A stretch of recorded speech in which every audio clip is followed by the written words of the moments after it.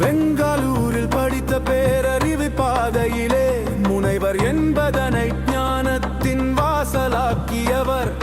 தமிழின் நெஞ்சில் விடியாத இருத்தடியினிலே மனத்தில் கிளம்பியதை ஞாழென்றவர். தமிழக அரசியலின் அரங்கில் மாறிய முகங்களே அது கர்நாடக தெலுங்கு தலைமையே என்று நத்தவர்.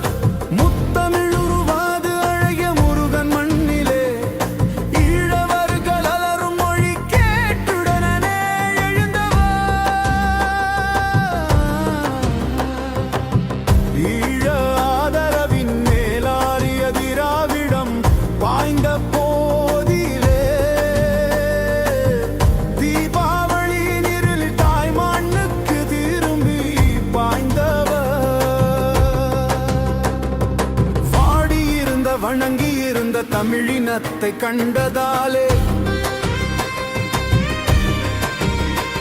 நான் வாழ முடியாது வணங்க முடியாது என்று நின்றவர்.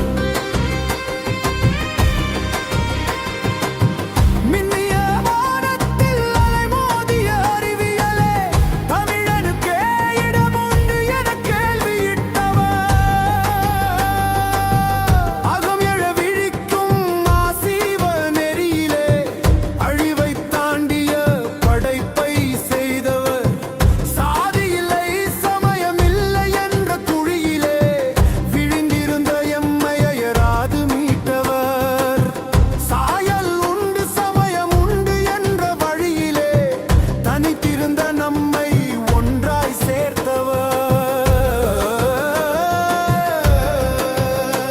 வரலாற்றை கட்டுடைக்கும் செல்லலாய்வு வழியிலே புதைந்து போன மீளாய்வு கால இயந்திரம் கண்டவர்.